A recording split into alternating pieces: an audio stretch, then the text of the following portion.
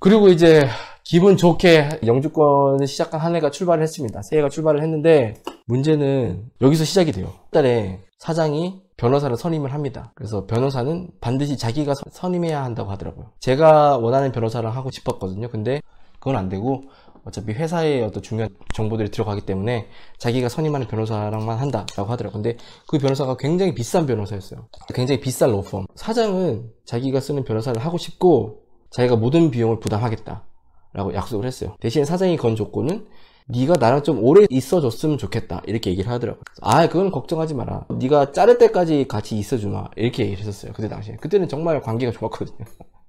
그런 생각도 실제로 있었고, 저는 이제 룰루랄라하고 일을 열심히 해줬죠. 정말 열심히 해줬는데 이게 한 달이 지나고 2달이 지나고 6개월이 지났네? 근데 아무 말이 없는 거야.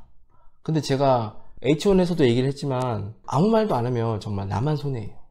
저가 그때 엄청나게 눈치를 보고 있었던 거예요. 그때 당시에 영주권이 나에게 있어서 정말 이따만한 존재였기 때문에 이 영주권에 대해서 해주는 이 회사의 심기를 거스를 수는 없다라고 생각을 해서 내가 자꾸 영주권 얘기를 하면 안 되겠지? 라고 판단을 해서 병신같이 그걸 끙끙 앓았던 거야. 궁금한데 어떻게 돼가고 있나. 근데 저는 이때까지만 해도 별로 서치를 안 했어요. 영주권에 대해서 잘 몰랐어요. 뭐 해준다고 했으니까 이제 진행하고 있겠지.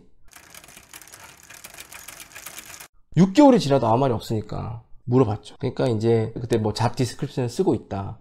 그리고 뭐 회사에서 이제 준비해야 할 회계 서류가 있기 때문에 회사의 재정 상태를 본다. 회사가 너무 영세한 회사라든지 회사의 뭐 인컴이 나의 연봉보다 낮으면은 이건 사기인 회사일 수 있기 때문에, 그죠? 그런 거 잡아낸다고 하더라고요. 그래서 얼마나 벌었는지 작년에. 물론 이제 그 회사가 뭐 재정적으로는 전혀 문제가 없는 회사였어요.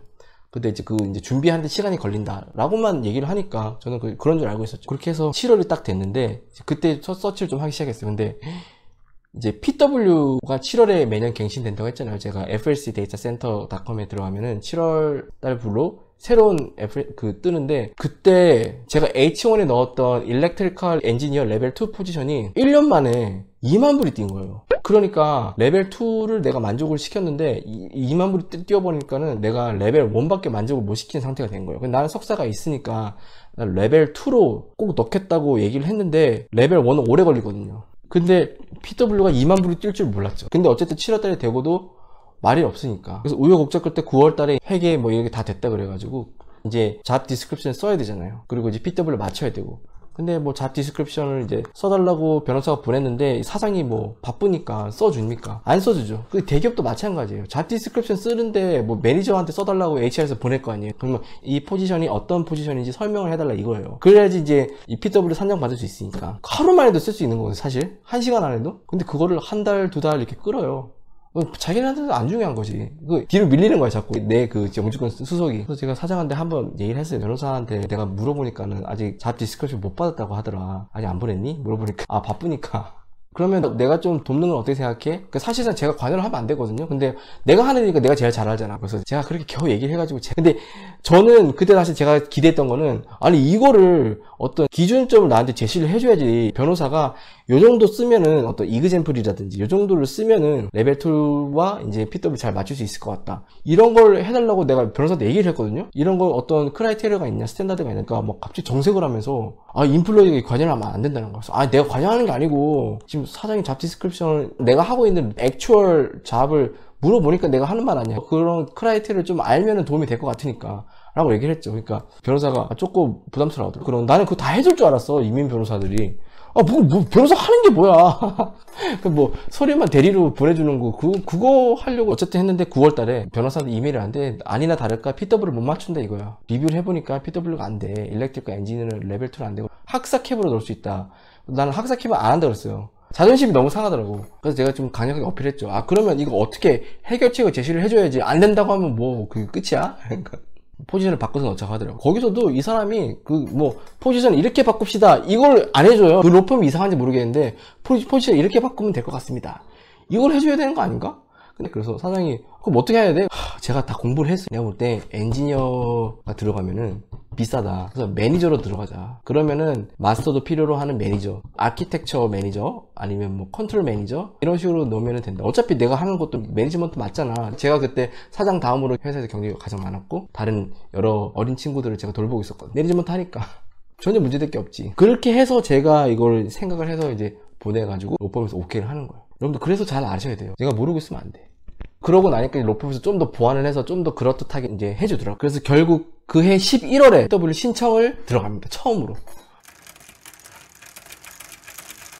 와, PW 신청하는데 잡 디스크립션 요거 하나만 있으면 되거든요. 11개월 기다렸어요.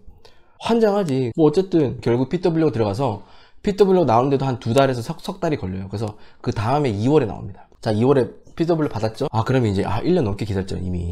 그럼 이제 그 다음 뭐예요? 바로 광고로 들어가야 되는데 PW 나왔는데 광고를 안 들어가.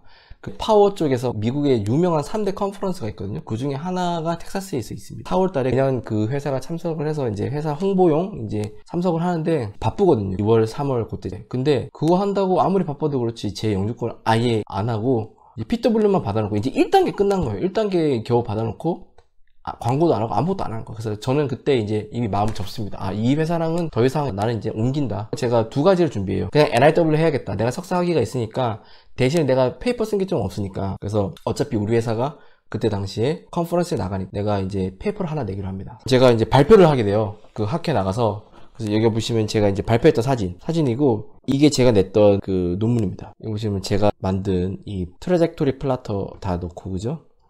이거 제가 다 이제 계산하고 해서 만든 이제 그냥 파워 시스템에 있는 어떤 로더빌리티에 관한 내용이에요. 전선의 로드가 이제 수요에 따라서 로드가 얼마나 걸리는지 이걸 어떻게 효율적으로 이 로더빌리티 관리를 하는지 실제로는 폴트가 전혀 없었는데 로드가 올라가는데 그걸 폴트를 인식해 버린 거예요. 디바이스들이.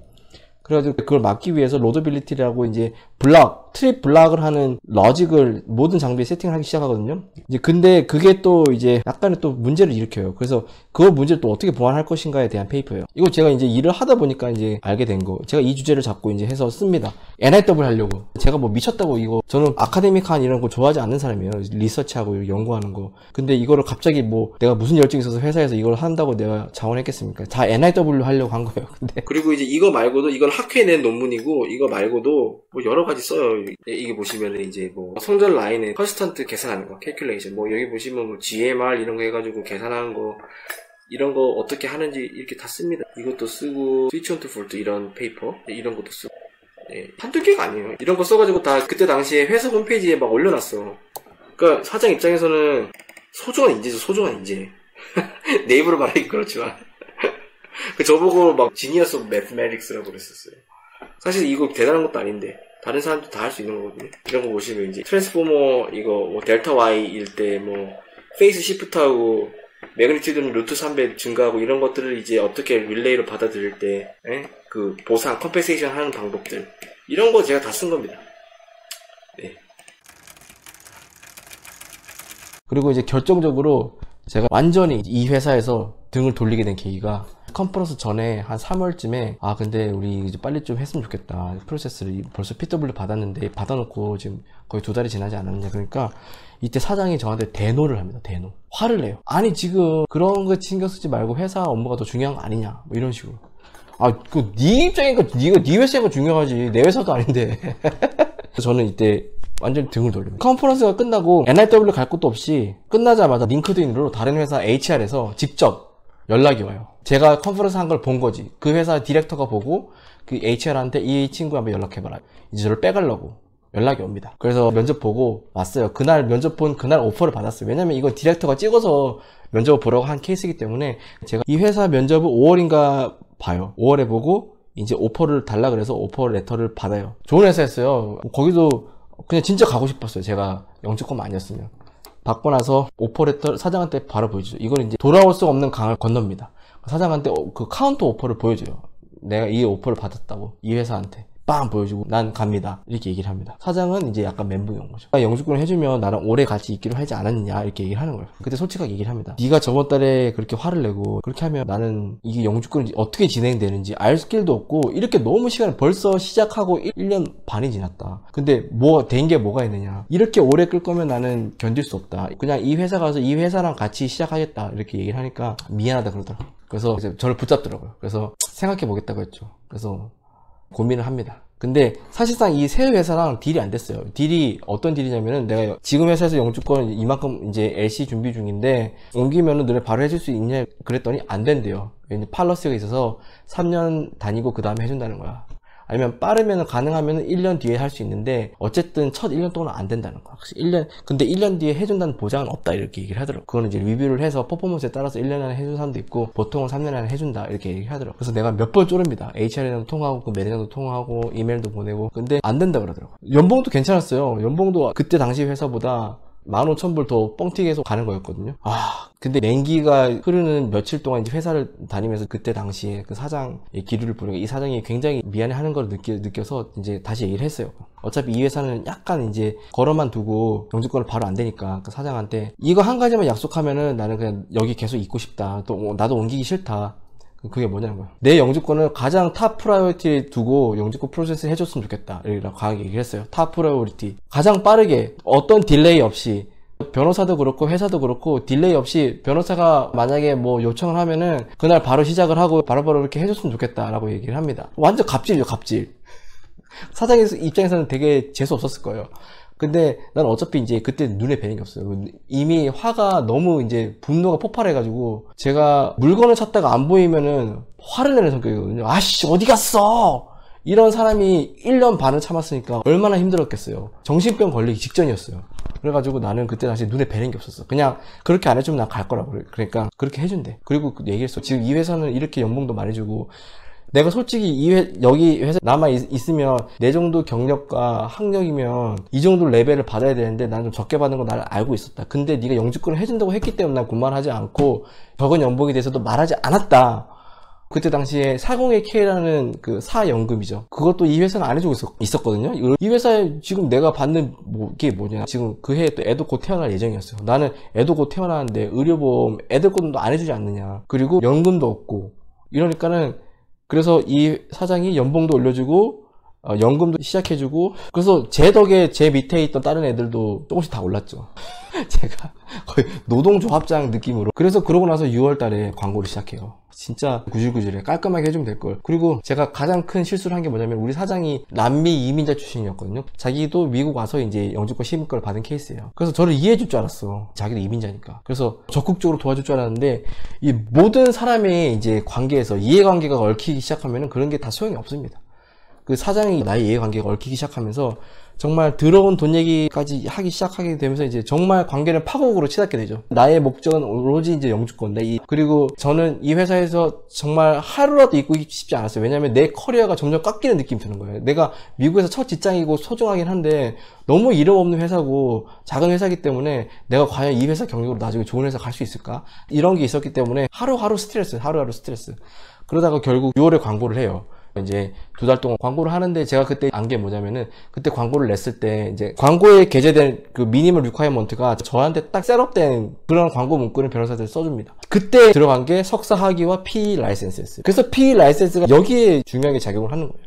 근데 그럼에도 불구하고 지원자가 1명 들어옵니다. 근데 지원자가 어떠한 조건을 만족하지 못해서 나가게 됐어요. 그래서 쉽게 탈락시키고 이제 광고가 끝납니다. 근데 광고가 끝나고 LC를 또 바로 안 넣고 60이 2달간의 쿨링 오프 타임을 가져야 된다는 거야, 변호사가. 그게 뭔지 모르겠어요. 그래서 2달 동안 그냥 아무것도 안 하고 기다려야 된대. 그리고 2달이 지난 다음에 LC를 넣어야 된다는 거예요. 그래서 그래? 쿨링 오프?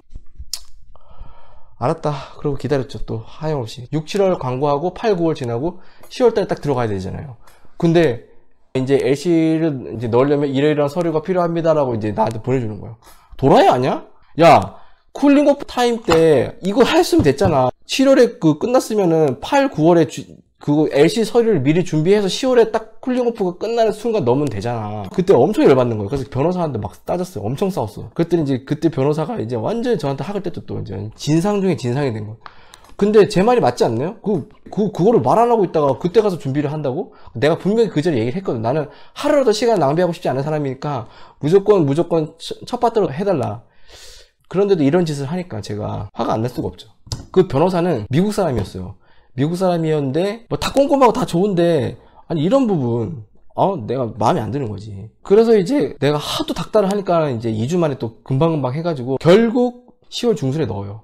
그리고 LC가 정말 기적적으로 한 달 반 만에 나와요. 정말 기적적으로 나왔어. 그리고 140과 485를 11월 말에 이제 넣게 됩니다. 동시 접수로.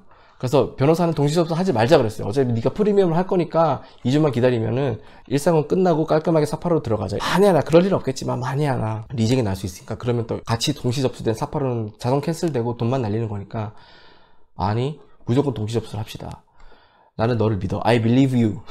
네가 140이 아무 문제 없이 처리할 것이라는 걸 믿어. 동시 접수 무조건.